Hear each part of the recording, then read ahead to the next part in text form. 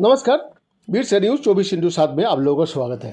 जी हाँ, रूस यूक्रेन संकट से दूर लैटिन अमेरिका में कैसे अपने पांव पसर रहा है चीन। एक तरफ जब दुनिया भर की नज़र रूस और यूक्रेन तनाव पर है, तो दूसरी तरफ चीन भौगोलिक रूप से अमेरिका के बेहद करीबी लैटिन अमेरिका में अपने पांव मजबूत कर रहा है।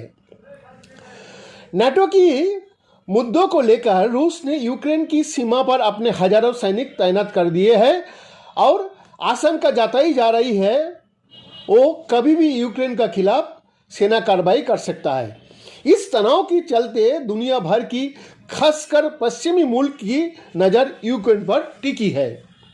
इस तनाव के बीच लैटिन अमेरिकी देशों की स्थानीय मीडिया में खबर आ रही है कि अमेरिका के दक्षिण में बसे मुल्कों में बीती हफ्ते में चीनी कूटनीतिज्ञों और व्यापारियों का दौर बढ़े है।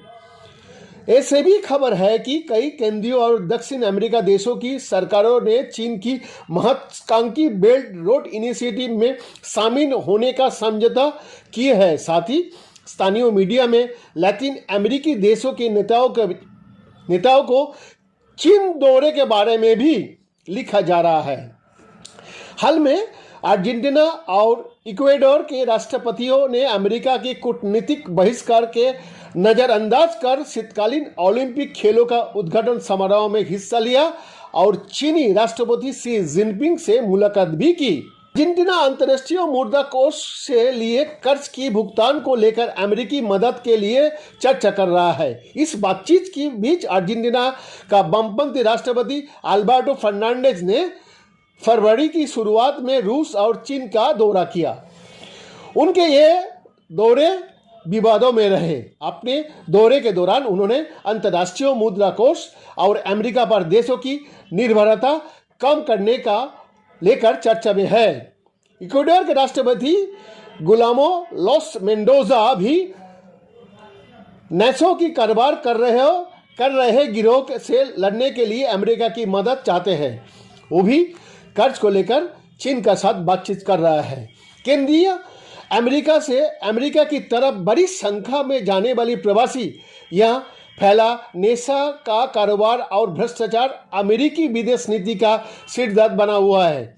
ऐसे में हाल के दिनों में चीन ने वामपंथी शासन वाले निकारागुआ को ताइवान का साथ पारंपरिक तौर पर कूटनीतिक रिश्ते तोड़ने को मजबूर किए। चीन ने साल्वाडोर और हंडुरास के साथ भी अपने संबंध मजबूत किए हैं। कुछ जानकारों की राय में अमेरिका का पारंपरिक बैकवर्ड कहे जाने वाली इलाका में चीन अपना प्रमुख या प्रभुत्व बढ़ाने का कोशिश कर रहा है। अधिकतर मामले में चीन ने इन मुल्कों को अपने देशों में बनी कोविड-19 वैक्सीन दान की है और उनकी अन्य जरूरतों पूरी की है। इससे इन मुल्कों के साथ चीन की बेहतर और मजबूत कूटनीतिक और व्यापारिक रिश्ते बनने का रास्ता साफ हो गया। इस तरह भी संकेत मिल रहा है कि चीन ने अमेरिका और कुछ लैटिन अमेरिका मुल्कों के नेताओं के बीच मानव अधिकारों और गणतंत्र को लेकर जारी कूटनीतिक तनाव का फायदा उठाया है। उदाहरण के तौर पर एल साल्वाडोर के राष्ट्रपति नायब बुकले ने उनके कुछ नागरिकों पर अमेरिका के लगाई आर्थिक प्रतिबंध को बेतुका बताया है। अमेरिका का आरोप था कि इक्वेडोर की सरकारी अधिकारियों और अपराधी संगठन का बीच सौदेबाजी हुई है। बीते दिन में लैटिन अमेरिका को निशाना बनाकर चीनी सरकारी मीडिया पर स्पेनिश और पुर्तगाली भाषा में संदेश भेजे गए हैं और इस इलाका में काम कर रहे चीनी कूटनीतिज्ञों का सोशल मीडिया अकाउंट पर अधिक जानकारी साझा की गई है।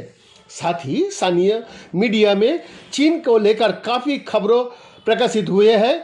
इनमें एक तरह है देखा जो जा रहा है कि पश्चिमी गोलार्ध में चीन न केवल रणनीतिक रूप से अहम साझेदारी की रूप में उभर रहा है बल्कि आर्थिक रूप से भी बड़ा खिलाड़ी बनकर सामने आ रहा है। 9 फरवरी को ब्राजील का गाजेटा दो पावोक नाम का एक अखबार में प्रकाशित एक खबर के अनुसार दोनों मुल्क के बीच साल 2021 में व्यापार ऐतिहासिक रिकॉर्ड तक पहुंच गया। वही 8 फरवरी को पेरू का अल पेरुआनो नाम का एक अखबारों में लिखा गया कि 2021 में लैटिन अमेरिका का साथ चीन का व्यापार 450 अरब अमेरिकी डॉलर का आंकड़ा पार कर चुका है, जो अपने आप में एक नया रिकॉर्ड है। एक अमेरिकी यूनिवर्सिटी में जनवरी 2022 में हुए एक स्टडी में कहा गया कि स्थानीय नेताओं की माने तो लैटिन अमेरिका में खासकर अर्थव्यवस्था और तकनीकी के मामला में चीन का प्रभाव काफ़ी अधिक है। चीन बार बार कहता रहा है कि वो बिना शर्त मदद देने के लिए तैयार है, भले ही वो कोविड वैक्सीन का रूप में हो या फिर ढांचागत सुधार के लिए है। अमेरिका का कहना है कि चीन किसी भी तरह से अपनी भू राजनीतिक लक्ष्य को पूरा करना चाहता है और इसके लिए पैसे का इस्तेमाल कर रहा है। अल सल्वाडोर के मामले का इसी का मिसाल कहा जा रहा है। अमेरिकी सरकार गणतांत्रिक प्रक्रिया ने अपनाने के लिए अल सल्वाडोर के राष्ट्रपति नायब बुकले को आलोचना करती रही है। इस आलोचना का बीच बुकले ने घोषणा की कि साल 2021 में खत्म होने से पहले चीन देश में एक नेशनल स्टेडियम बनाएगा जो उसकी तरफ से दान होगा। इस बारे में ट्वीट कर उन्होंने पूछा, दोस्त कौन है? वो इंसान जो आपको स्टेडियम, लाइब्रेरी, बंदरगाह, पानी का प्लांट बनाकर देता है, या फिर जो आपको प्रतिबंधों की लिस्ट में शामिल करे और आप पर प्रतिबंध लगाने का कोशिश करे, आपका विरोधियों का वित्त पोषण करता है। साल्वाडोर को स्थानीय मीडिया के अनुसार विश्लेषक का कहना है कि बुकले अमेरिका को उकसाने के लिए चीन की तरफ हाथ बढ़ा रहा है, जो व्यापार का मामले में उसका सबसे बड़ा सहयोगी रहा है। लैटिन अमेरिका की ब्राजील, चिली, अर्जेंटीना जैसी कई बड़ी अर्थव्यवस्थाओं में चीन पहले ही द्विपक्षीय व्यापार में अमेरिका से आगे बढ़ चुका है। पेरू और वेनेजुएला के मामले में भी ऐसा ही कुछ है। वही कोलंबिया, इक्वाडोर और अन्य जगह पर चीन ने अभी अपनी पैर पड़ना शुरू किया। ऐसा लगता है कि चीन की वाणिज्यिक पैंतरा अपनी विदेश नीति में दूसरे के साथ मल्टीलैटरल संबंधों का विकास करना है। इसके लिए वो अमेरिका और उससे जुड़ी वित्तीय संस्थाओं पर मुल्कों का निर्भरता कम करने का कोशिश कर रहा है, जैसा कि अर्जेंटीना का मामला में हो रहा है। साथ ही क्यूबा, निकारागुआ और वेनेजुएला जैसे वामपंथी रुझान वाली सरकारों वाले देश में पहले से मौजूद अमेरिका विरोधी भावना का बल देना है, जिसे अमेरिका खतरनाक मानता है।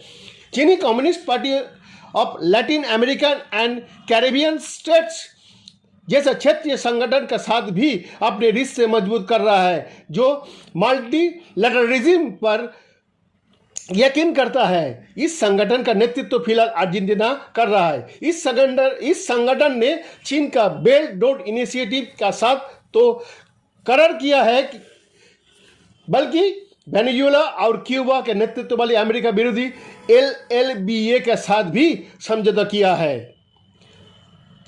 अपनी स्पेनिश भाषा का सेवा में चीनी सरकारी मीडिया सिन्हुआ की लिबरो अमेरिका का नाम का सेक्शन शुरू किया है, जिसमें लैटिन अमेरिका और कोरियाई देशों में चीनी की कूटनीतिक कोशिश की रिपोर्ट छपी है। 7 फरवरी को पीपल्स डेली स्पेनिश में एक लेख छपा, जिसमें अर्जेंटीना का चीन का बेल्ट एंड रोड परियोजना में शामिल होने का बात की गई है।